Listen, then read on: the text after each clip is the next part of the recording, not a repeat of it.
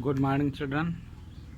आज हम सूरदास जी द्वारा लिखित कविता बाल लीला पढ़ेंगे। बाल लीला में सूरदास जी ने भगवान श्री कृष्ण के बाल लीलाओं का वर्णन किया है। इसमें पहला पद है, शोभित कर नवनीत लिए। शोभित कर नवनीत लिए, घुटरन चलत रेन तन मंडित, मुख दधि लेप किए, चारु कपोल लोल लोचन, गोरोचन तिलक दिए, लट लटकन मुख मन मत मधुप, गन मादक मधु पिए, शोभित कर नवनीत लिए। इसमें सूरदास जी श्री कृष्ण जी के सौंदर्य का वर्णन करते हुए कहते हैं कि श्री कृष्ण जी छोटे हैं तो वो भोजन करने के लिए हाथ में मक्खन लेते हैं और मक्खन ले करके वो इधर उधर घूमते हैं, कभी अपने मुंह में लगाते हैं खाते हैं, कभी शरीर में लगाते हैं। इस प्रकार से वो बहुत ही सुंदर लगते हैं। दूध और दही को अपने शरीर में लगा करके वो जब इधर उधर घूमते हैं, कभी ज़मीन में लौट जाते हैं तो ज़मीन की धूल भी उनके शरीर पर लग जाती है, जो अत्यंत सुंदर लगती है। उनके जो गाल हैं, छोटे बच्चे के गाल वैसे भी बहुत सुंदर लगते हैं। हाँ, तो उनके गालों में जब दूध दही लगा होता है, छोटे छोटे से उनके नयन हैं, आँखें हैं उनकी अत्यंत सुंदर हैं, और उनके मस्तक पर गोरोचन का तिलक किया गया है, जो उनको और अधिक सुंदरता प्रदान करता है।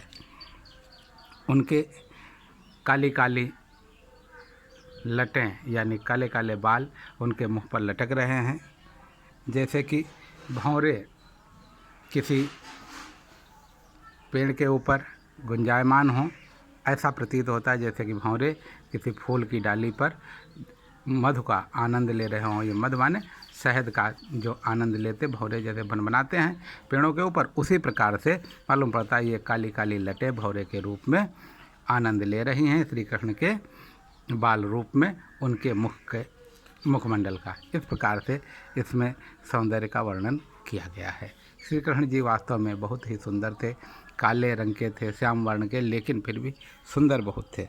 दूसरी कविता में सूरदास जी ने कहा है, कहन लागे मोहन मैया मैया, नंद महर को दाऊ दाऊ, और जसवंत को मैया, कहन लागे मोहन मैया मैया। इस अब धीरे धीरे श्री कृष्ण बड़े होने लगे हैं तो वो क्या करते हैं, अब जब छोटा बच्चा धीरे धीरे बड़ा होना लगता है तो सभी लोग उसको खिलाते हैं, प्यार करते हैं, इसलिए वो बड़े आनंद के साथ में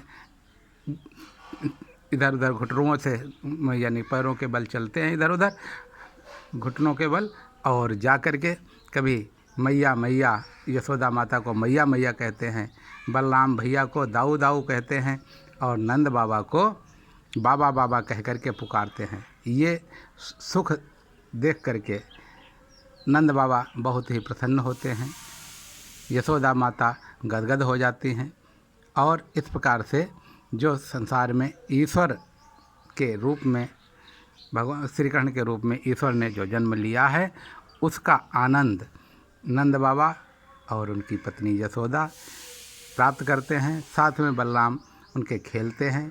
इस दृश्य को देख करके सूरदास जी कहते हैं कि इतना भाग्यशाली संसार में और कौन व्यक्ति होगा जितना भाग्यशाली यशोदा और नंद है। धन्यवाद बच्चों। अगला है, मैया मोहि दाऊ बहुत खिझायो, मौसों कहत मोल को लीनो, तू जसमत कब जायो, कहा करों इह रिसके मारे मैं खेलन हों नहीं जात, पुन पिन कहत कौन है माता, को है तेरो तात, गोरे नंद जसोदा गोरे तू कल श्याम शरीर। तो यहाँ पर अब नंद बाबा के घर में आप को ये पहले से कथा प्राप्त हो चुकी है।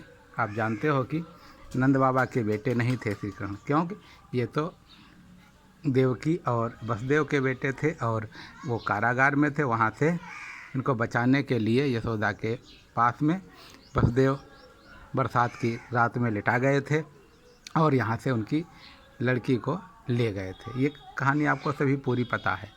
यानी कि अब इसका उद्घाटन करते हुए बलदाऊ यानी कि बलराम जो उनके बड़े भाई हैं वो कहते हैं कि अरे तू क्या कहता है, काला कलूटा है, हाँ नंद बाबा कितने गोरे, यशोदा माता कितनी गोरी, और तू कहाँ से काला कलूटा आ गया है, तो इसको 2 पैसे में मोल खरीद करके लाया गया है, तो यशोदा का बेटा ही नहीं है। इस प्रकार से वो बार बार चिढ़ाते हैं, जिसके कारण श्री कृष्ण नाराज़ हो जाते हैं और यशोदा माता से कहते हैं कि मैया मैं अब कहीं खेलने नहीं जाऊंगा, हमको दाऊ बहुत खिंचाते हैं, कहते हैं तुम मोल के लिए गए हो, तुमको यशोदा माता ने कब जन्म दिया है, देखो दोनों लोग गोरे शरीर के हैं और तू ऐसा काला कलूटा पैदा हो गया करके। इस प्रकार से वो बलराम जो है खिंचाते हैं। ये शिकायत अपनी माता यशोदा से करते हैं और यशोदा माता ये सुन करके कहती है, दाऊ को डांटने के लिए कहती है और कहती है तू मेरा बेटा है, मैं तेरी माता हूँ। इस प्रकार से वो गोदी में ले करके उनको आनंद से अपने हृदय से लगा लेती हैं। धन्यवाद बच्चों।